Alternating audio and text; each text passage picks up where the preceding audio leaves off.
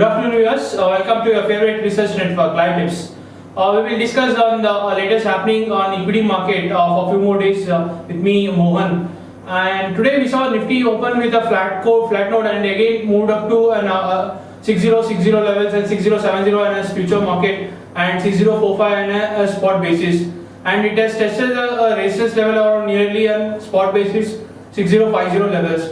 There it has given some correction in the global clues, even from the European side, and even most of the Asian market also bit downside on this.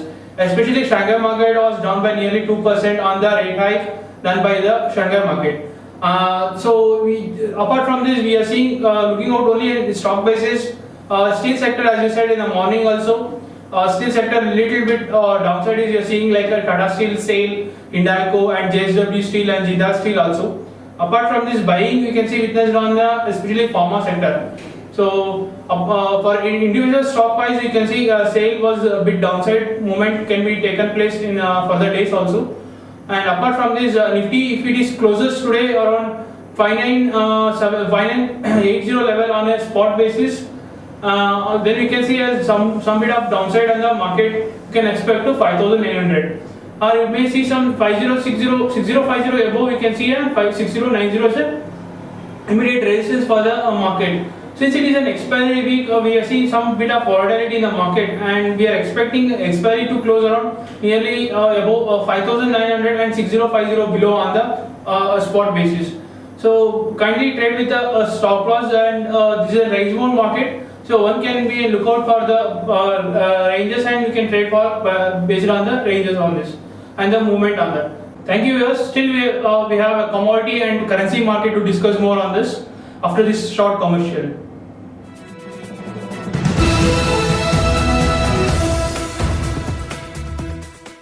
Good afternoon, viewers. Welcome to your favorite research network, Live Tips.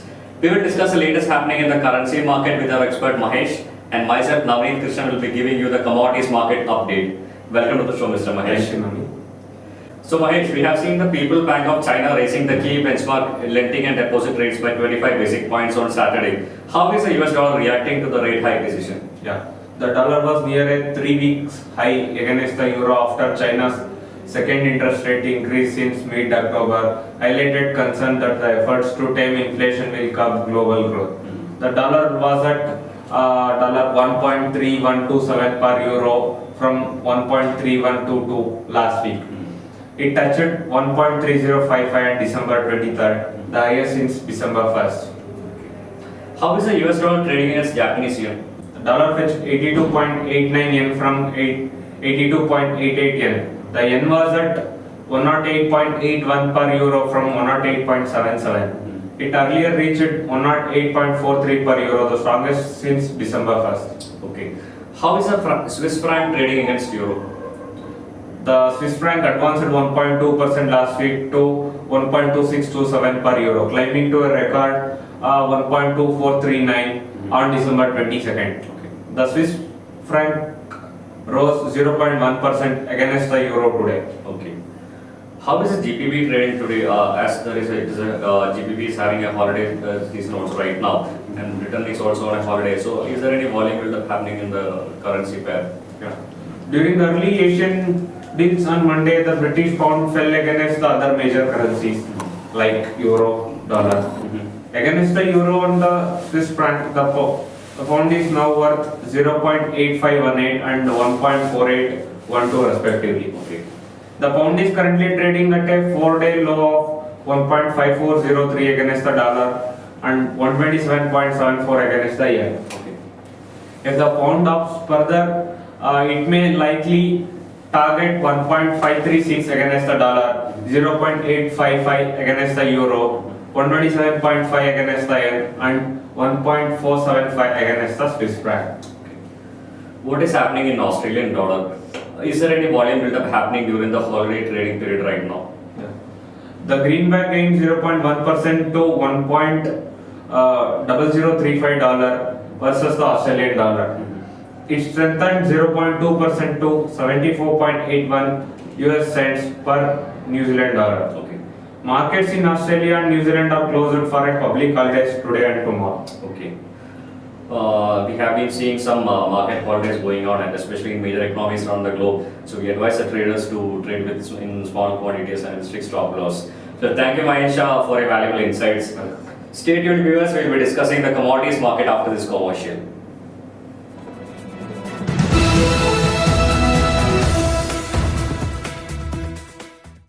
Welcome back, viewers. We will discuss the commodities market with Mr. Navni. Welcome, Mr. Navni. Thank you, Mahesh.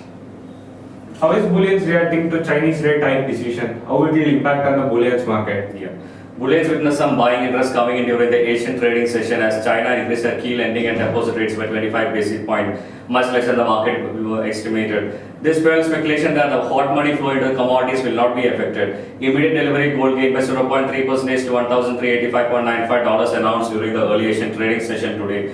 The People's Bank of China increased key one-year lending and deposit rates by 25 basis points on Christmas Day. The change took effect from yesterday, in fact. The market will be keenly following the consumer confidence data from US tomorrow, and any surprise increase could trigger some profit booking spree coming into the bullion complex. Silver for immediate delivery rose by 0.6% to $29.3056 an ounce after dropping as much as 1.1% during the Asian trading session. The metal has climbed 74% this year, so we witness some buying is coming into the bullions. How is the fundamentals looking for crude oil as it trading over the $90 level? US crude oil supplies are expected to come back to the US Gulf Coast in January as refiners sought to avoid the year-end tax liabilities. Accounting rules allow refiners to take a bigger 2010 tax reduction by cutting stockpiles that have jumped this year as prices increased. In years when the prices rise, companies get a better tax reduction via LIFO accounting if they manage their supplies so that their inventories at year-end are close to the levels at which they started the year. So we have been seeing some companies taking advantage of this provision in the accounting in the US. The crude oil stockpiles tumbled the most in 30 years this month. Supplies in states along the Gulf of Mexico, home to more than half of the US stockpiles, have fallen 9.2% this month to 167.3 million barrels. So one might see some stiff resistance coming in the prices as it approaches the $100 mark during the coming days trading sessions. Copper witnessed good buying interest continuing. What is your take on the same? Copper trading in Shanghai climbed to the record high levels as Chinese rising the interest rate by 25 basis points, much below the market expectation. Expectation also started to build up regarding government refraining from further rate hikes in the near future. The People's Bank of China yesterday raised interest rate for the second time since mid-October to counter rising inflation rates. The benchmark one-year lending rates increased by 25 basis points to 5.81%, and the one-year deposit rates climbed by the same amount to 2.75%. China's inflation rate reached 5.1% in November, the highest in 28 months. The central bank has also increased commercial lenders' requirement ratio 3 times since November. Stock markets in China rising during the early Asian trading session also supported the continued bull run in base metals. So we have been seeing some good buying interest coming into the base metals thanks to the Chinese rate decision, which came in much below the market estimates. Thank you, Mr. Navni. Okay. So thank you, viewers. Watch this space for more updates on financial markets during the evening session. This is Navni with me, Mahisha, saying goodbye from Lightips Research.